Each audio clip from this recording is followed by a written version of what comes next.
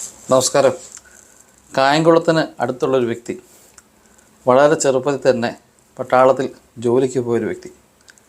അദ്ദേഹത്തിൻ്റെ പ്രയത്ന ഫലത്താൽ ആദ്യം ഒരു ചെറിയൊരു ജോലിയാണ് ലഭിച്ചെങ്കിലും സ്റ്റെപ്പ് ബൈ സ്റ്റെപ്പായി അദ്ദേഹം നല്ലൊരു പൊസിഷനിലേക്ക് പട്ടാളത്തിൽ എത്തപ്പെടാൻ സാധിച്ചു.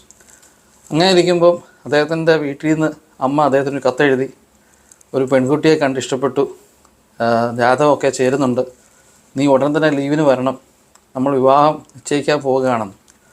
പെൺകുട്ടിയുടെ മുഖം പോലും നോക്കാതെ അമ്മ പറഞ്ഞ വാക്കിൻ്റെ പേരിൽ അദ്ദേഹം നാട്ടിൽ വരികയും അതേ പെൺകുട്ടി തന്നെ വിവാഹം കഴിക്കുകയും അവർ സുഖമായി മുന്നോട്ട് ജീവിക്കുകയും ചെയ്തു. എന്നാൽ ആദ്യത്തെ ഒരു കുഞ്ഞിന് ജന്മം നൽകിയപ്പോൾ തന്നെ ആ അമ്മ, ആ സ്ത്രീ മരണപ്പെട്ടുപോയി.